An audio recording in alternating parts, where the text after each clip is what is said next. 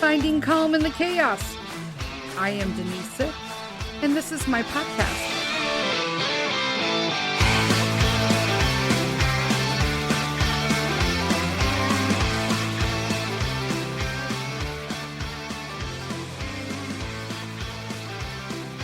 Hello, everybody. Welcome to another episode of Finding Calm in the Chaos. I am Denise. Happy Wednesday. How are you all? I hope you guys are all had a great President's Day off. If you're here in the States, the United States, that is. Because you guys, I am officially listened to in 52 countries. First off, I'm going to be honest with you. I can't name 52 countries unless I look at this list. Just saying. Anyway, today we're going to talk about something that I've really been focusing on because I'm telling you, it made a huge difference in my life, is trying to control and get under control your anger. Basically, anger management. I have been doing anger management since my first job. I actually, one of the first jobs I got, the first companies, I should say, so I had multiple positions within that company. One of the latest ones I had was a management position. And I had a group of people that worked underneath me, and I was very good at what I did. We were a very productive group. But I had zero control over my emotions, zero. And there's tons of stuff that involves that. We're not going to talk about where your anger is coming from, where my anger comes from today. We're going to talk about just how to manage it. And I'm going to give you some tips on how to tame your temper. These are things that I all exercise and that I do and have talked about with my therapist. And because that is one of the things that I see my therapist for, and that is for rage therapy. Now, I did say anger management, but then I switched it to rage. And I'm going to tell you why. Because although I did have problems and have to repeatedly go through anger management courses in order to keep my position, after I had Peter, I also have OCD. For those of you who know and listen to the podcast, if you're new, I'm also diagnosed OCD. One of my many plethora of diagnoses that I get to walk through with life, all happy and figure out how to deal with everything. But when you have OCD, there is a large percentage that you are going to get, a percentage, I should say, that you are going to get postpartum, but in lieu of depression, you're going to get rage. So basically rage, postpartum rage. It sounds just as messy as you think it sounds. So for me, I see my therapist for my postpartum rage episodes because they also stem from my anger management from childhood PTSD. So there's that. So let's talk about some things to deal with your anger. And I'm going to talk about some stuff more openly. I totally recommend that you listen to Saturday's Coffee Talk because I have had something brewing inside me that I just need to talk about. And you're either going to be with me or you're going to be not with me. And I'm okay with either one because you do you, booze. So here, today, we're going to talk about keeping our tempers in check because it can be super challenging. Okay. But there are simple anger management tips from literally taking timeouts, like no joke, to using what they call I statements to stay in control. And that is something that has really been beneficial to me. Okay. Do you think you have anger management issues? Just think about it. Do you flip out and go into road rage if people cut you off in traffic? Okay. If you have kids that do not cooperate with your going, do you feel like your blood pressure is going up? Okay. Anger is a common and actually even a healthy emotion. Anger gets a bad rap sometimes, but it is a healthy emotion. But it is super important to deal with it in a positive way because uncontrolled anger can literally take a toll on your health and on your relationships.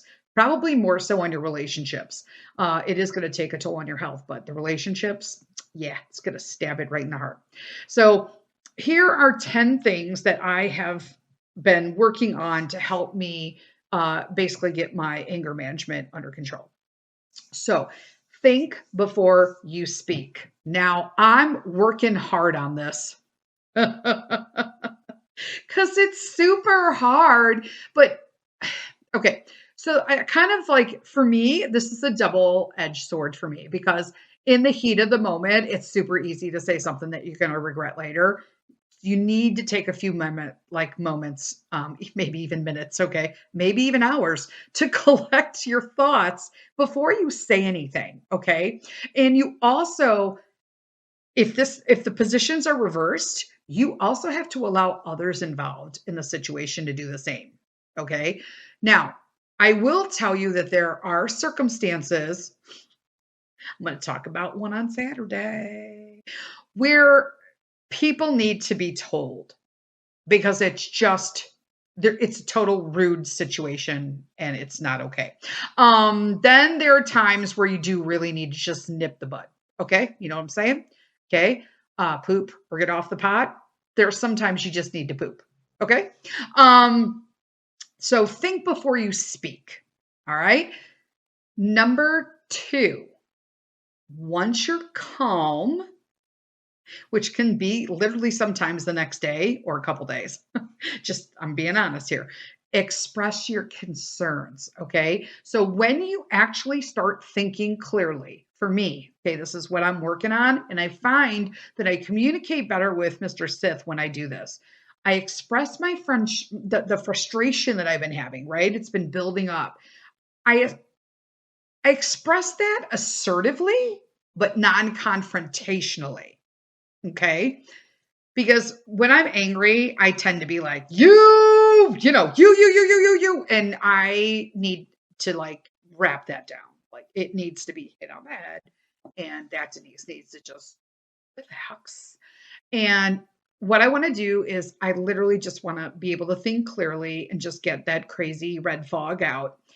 I want to express my frustration, but I'm going to do it in an assertive but non-confrontational way. I'm going to state my concerns and my needs clearly and directly, but I'm not going to be hurting others or trying to control them. You know what I'm saying? When you're in this like completely anger meltdown or rage episode, you really do need to just not speak to anybody until you're done. Like in my house, if I'm maxed out, I literally am just, Mr. Sith and Peter both know, trigger. I'll just tell them, trigger, I'm triggered. I gotta go. It's coming. And I'll just do whatever and they'll leave me alone. And I'll bring it up later. Or sometimes I don't, because it was something that just overwhelmed me at the moment. You know, too much stuff going on, overstimulated. And so something little was ridiculous, but I was overstimulated. So rather than flip out at everybody over, I'm trying to cut onions and I'm crying, but everybody's screaming and there's 3 different things on and I'm overwhelmed and the dog's barking, but nobody's letting him out and that kind of stuff. Then you just got to it was just a moment, let it go. And then just say, hey, the other day I gave you guys a trigger warning, but I want to explain to you why I was triggered. I was triggered because I was overstimulated because this, and this was going on. And I, not you, right? Never you. I really needed help in that moment, but I didn't know how to ask for it. So I probably could have asked one of you to take the dog out or let him out or do something. And I didn't do that, but that's what would help me avoid that later. Good example right there. True example as well.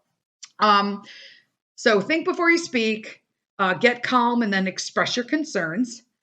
Number 3, get some exercise. All right. I'm telling you, physical activity reduces stress that literally can cause you to be angry. Okay. I'm telling you, you guys are fighting back on me, but hear me out on this. If you feel your anger is escalating, go for a brisk walk, go for a run, get on the Peloton. For me, start cleaning. I clean. People used to make fun of me before Peter came. I cleaned all the time. I'll tell you why. I look back now and now I know why I cleaned all the time.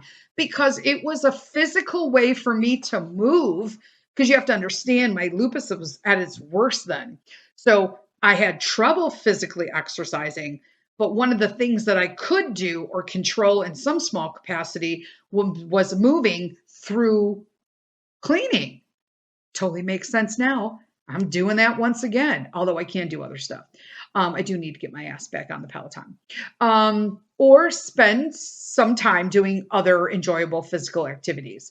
Now everyone's like, Denise, cleaning is not enjoyable. I will be honest with you all. It is enjoyable for me. I will tell you why. Right after I have that sip of water. I love a clean household. I like sitting in a room for me, and we talked about this decluttering.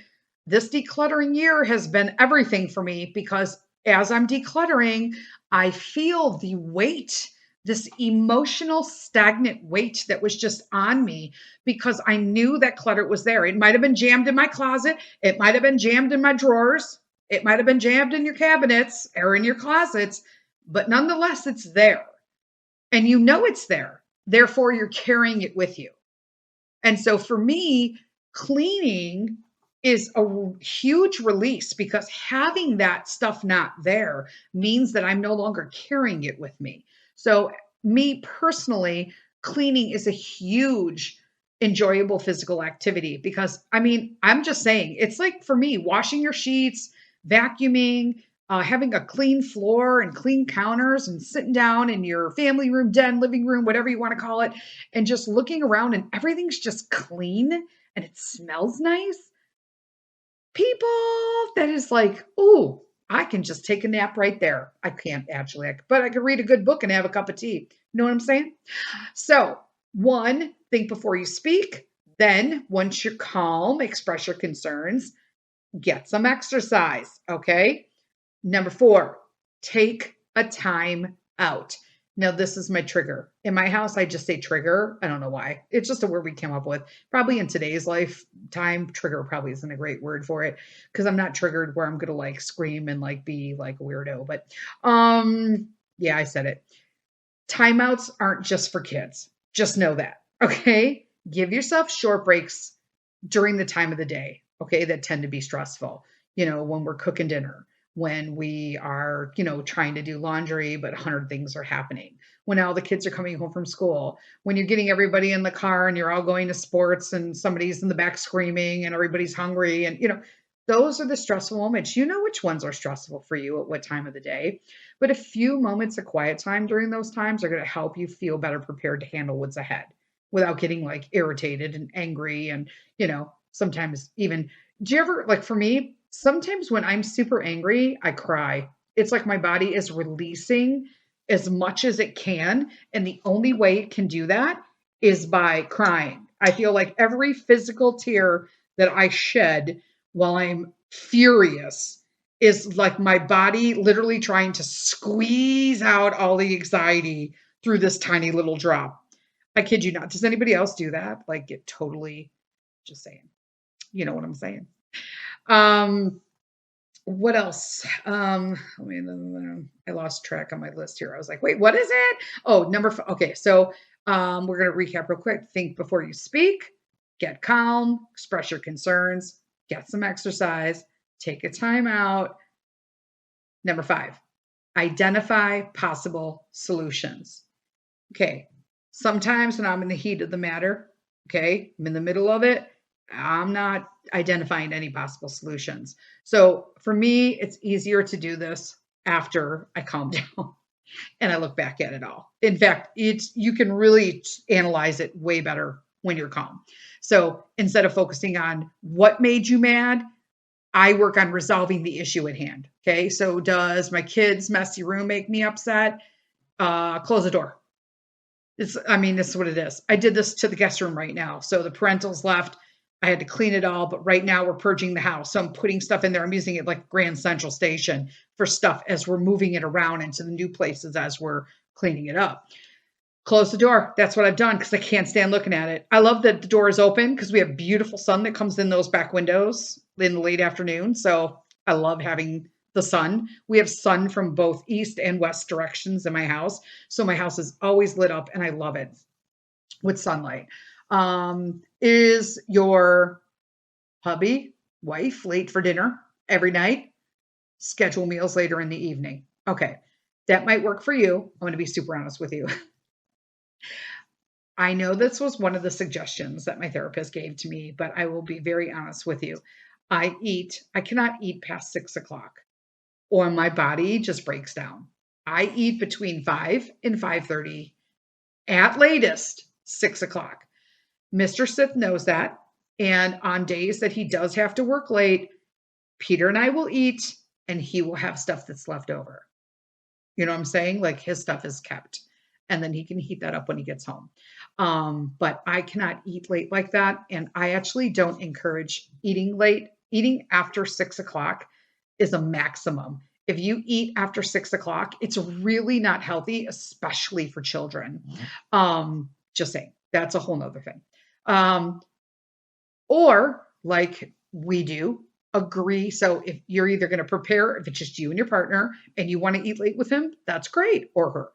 But if you have kids, maybe you can agree to eat out on your own a few times a week, right? Mr. Sith does that sometimes. We give and go. And you also have to understand that some things are just simply out of your control. And that's like my world. I need to understand that I cannot control everything. And it has significantly reduced my anxiety in that that's just life. Like it is what it is. I can't control that. I need to be realistic about what you can and cannot change. And you need to remind yourself that anger won't fix anything. Literally, it might just only make it worse. 100%. Because when I get angry and I go into a rage episode, I don't recall what I say because I like black out during those times. And I will say stuff that cuts you to the quick. Like I will scar you, like emotional scarring. And I've said things to people that I don't recall saying, but I'm sure I did. And this all stems from childhood trauma and all that, having the same done to me. And so you want to be able to quip back with the same hurt, right? If you get sliced with words, you want to slice right back. And my words are going to be harder than your word. My sword's going to be sharper than your sword. And that's what I get. And so I try to say little now because I don't want anything to happen. So, all right, we have 5 more ones we're going to go through, but we're going to take a quick little endorsement break and then we'll be right back. Hey everybody, Denise here. Listen, you guys know that I have been on this food journey and I've really amped it up this year going a majority of plant-based. And one of the things that I have utilized to help make this journey a little bit easier and have what I need, the food available to me at a convenience, has been Daily Harvest. Daily Harvest is a company that's on a mission to make it really easy to eat more sustainably grown organic fruits and vegetables every day. Why? Because getting 5 servings daily can help you live longer on a healthier planet. But also it's because it is really hard in a busy lifestyle and day to day, especially as moms, to actually be able to get those servings in. And I absolutely, hands down, use their products every day. The number one that I love, the smoothies. So this is huge. I literally just add water.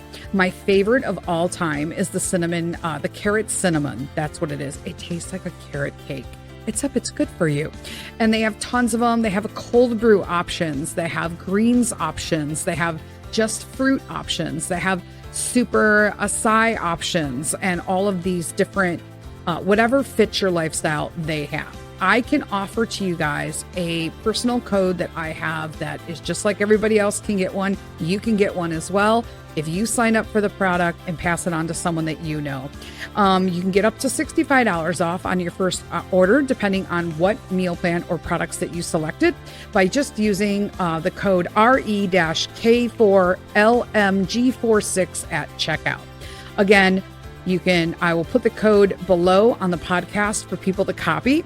But again, that promo code is RE-K4LMG46 and get yourself some Daily Harvest. Start a new journey for yourself, just like I did, and feel better about you.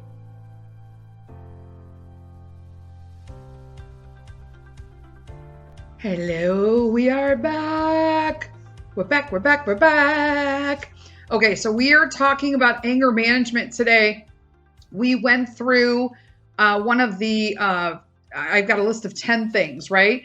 Recap. 1, think before you speak. 2, stay calm, express your concerns. 3, get some exercise. 4, take a time out. 5, identify possible solutions instead of flipping out about them.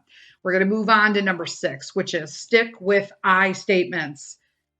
This is something that's super hard for me to do. And I have made every effort. I am in 1 billion% this year to stick with my I statements, because criticizing or placing blame only increases the tension. So you're supposed to use I statements to describe the problem and be respectful and specific. So for example, I'm upset that you left the table without offering to help for dishes, instead of you never do any housework. You. So if you switch it to an I'm or an I, that's better. I'm upset that you left the table without offering to help with the dishes. You never do housework. You know what I'm saying? It sounds so much better. And it really is, when you are the receiver of that, it really changes. It is 2 different responses to that. You are literally agitating and asking for 2 different responses when you use a you or an I statement. Is never going to go wrong with the I statement. You statements are just going to be a plethora of problems. Take it from me, people. Number 7, don't hold a grudge. Girl, this is so hard for me, because I literally used to tell people to their faces when they crossed me that I am officially ending my friendship with them, and that what they did with me, I will take to my effing grave, and I will never forget what they did for me, to me. And I'm like, man, no wonder I have 6 autoimmune diseases. I mean, really? Forgiveness is a powerful tool. Let me say it louder for the people in the back. Forgiveness is a powerful tool. Oh my Lanta. You know what I'm saying? Okay. If you allow anger and other negative feelings to crowd out positive feelings, you're going to be swallowed up in your own bitterness and sense of injustice. Whoo! I know this for a fact. Okay. This is literally the first 25, 30 years of my life, was being swallowed up in my own bitterness and sense of injustice. Now, mind you, it's not usually on you. I did that because that was how I was raised. Sad but true. Okay. Living in bitterness and injustice. If something goes wrong or not the way you want, that's because the world is after you, Denise. I'm not even joking. I still have family members of primarily a majority of them live this way, with this thought process. It's sad. It's horribly sad. Forgiving someone who angered you might help you both learn from a situation and strengthen your relationship. I say might because it doesn't always. And if the other person doesn't accept it, that's not on you. You did what you had to do, and then you move on. And if that other person is still not okay with it, then they're not okay with it. And you just keep moving. You know what I'm saying? That's what you do.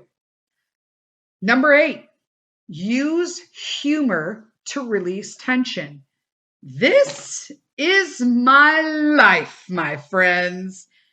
That's why I can tell a story. That's why I can tell anecdotal humors. That's why I run a podcast, because lightening up helps diffuse tension. I was going to say something else, but I'm like, inappropriate word. Lightening helps diffuse tension. And I always tried to be the funny girl. I always told the funny stories. And that's because my body was filled with tension from a shitty childhood, not coming to terms with it as a young adult, going into victim mode, then getting cancer, then, you know what I mean? It's just one thing. I was like a barrel roll of blah, blah, blah, blah, blah, blah, blah. I just kept rolling down the hill and just picking up all of these negative feelings and bitterness. And I just went with it. I was in full victim mode. And until you just forgive everything and move forward, and then what you have to work on, or for me, like what I had to work on and continue to work on going forward is that when you are raised in that manner with those behaviorisms, that was the norm for you growing up. And so you have to realize that it is not the norm. And so, and real people don't respond that way. Real people don't expect something because they did something out of kindness for you. Some people, most people, when they do something for someone, they don't expect something in return. It's not considered payment due sooner when I need you, that kind of thing. And so it does take time to let that go. But if you constantly practice forgiveness and not holding a grudge and moving on and doing things from goodness and knowing that other people do that, if you make that a repetitive thing in your life, it's systematic, then you will start doing it all the time. And falling back on those old ways get better and better. And I know this because I've gotten better and better. And it doesn't mean that I don't fall back and I do this. Everybody makes mistakes. I'm human, but it is a lifelong thing. It's a lifelong thing. You are in recovery from basically dysfunctionalism. There, I said it. Number 9. Before I go into number 9, using using humor to release tension. So you're going to lighten it up, obviously, to help you tension, but using humor to help you face what's making you angry and possibly basically like unrealistic expectations for how you think things should go. You know what I'm saying? But you should avoid sarcasm because it can hurt feelings and make things worse. I went through a stage where I tried to be funny, but it was sarcastic. And in all honesty, it made some relationships that I had were completely terminated because I had went the sarcasm route, and I was like, that clearly didn't work.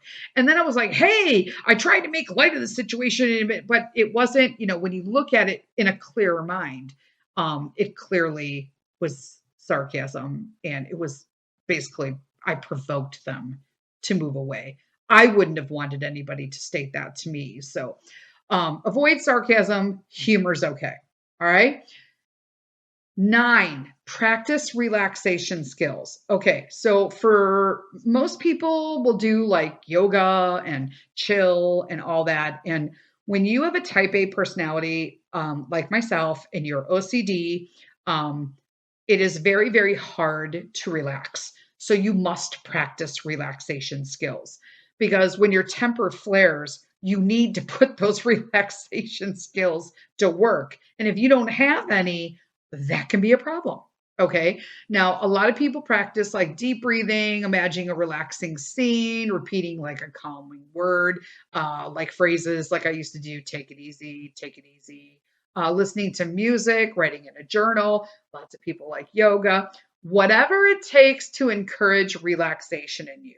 For me, I have problems with deep breathing just because of all the stuff I've been through medically. I spend more time being aggravated that I can't do the deep breathing like you're supposed to. And then I start critiquing myself. And that's not helping, right? It's basically creating more anxiety for myself.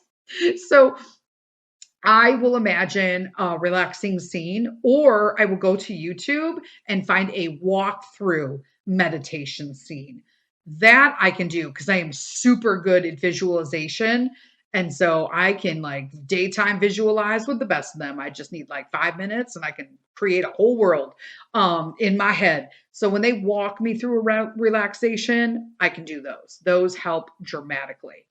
10, know when to seek help. People, I will always tell you I see a therapist. I think everyone should see a therapist. If you don't have a therapist, I think you should have one. You should go find one. Not all therapists are created equal. It's not like walking into, to me, it's like people spend more time trying to find a hairstylist, right? Or a hair professional that whatever. Yeah, I don't like calling like hairdresser. It just, I don't know. I think that term is so antiquated. I like hairstylist or like hair professional. If it's something else, let me know. I don't know what the modern PC term is. But I think more people spend time trying to find the right hair professional than they would a therapist. I have lots of people who said, I saw a therapist once and I didn't like them. They were weird. And I'm like, okay, that's one. It wasn't a match for you, because I met with like 6 therapists before I found the therapist that I have been seeing forever now, 9 years. I don't know. And I will tell you that I went through quite a few before because it wasn't a match. You really have to sit down with them. Now, this isn't like a psychiatrist or a psychologist. It's a different like situation. Your therapist should feel like you're talking to a good friend. You should feel like you could tell them anything with no judgment, and they should be able to have a conversation with you. You should feel like you're speaking to a friend, a good friend without any backlash or recourse, period. I have that with my therapist, and I am not letting her go, and she knows that, period. I love her. So that's what it is. Those are the 10 tips for people to help anger management. Now, if you are at a point like I am, we're going to wrap this up, but this is really important for people who may suffer from rage episodes like I do. Now, I don't have them often anymore. The last one I had was Christmas. Listen to the last Christmas episode and you'll know. There are some things that there are healthy ways to release rage. And I'm just going to give you a couple. Number one of them, they always recommend like throwing or breaking things. I will tell you firsthand, this is real therapeutic. Like those, what are they called? Thrash rooms? Crash rooms? Thrash rooms? I don't even know. Where you go into the room and you can just smash stuff. That is the best thing. I don't know who invented that, but they had rage management issues, period. Throwing and breaking, axe throwing. I mean, don't go while you're in an episode with an axe. This is things to do, when you're not having a full-fledged moment. Singing, just like turn the radio on in your car and just start singing. I don't care if you're sitting in your garage or your driveway. Doesn't even matter. Dancing.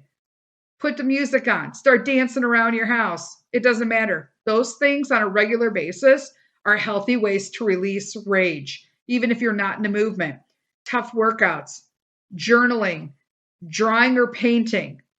And if it's something that is work related, or if you're in an unhealthy or emotional or physical relationship, changing your surroundings, getting help, go for help. Try not to stay in those situations. Know you're never alone, and there are many places available to help you. That's all I got today. Until Saturday, it's going to be a good coffee talk, peep. You got to tune in. You're either going to like it or you're not. Until next time, lead with kindness. Bye.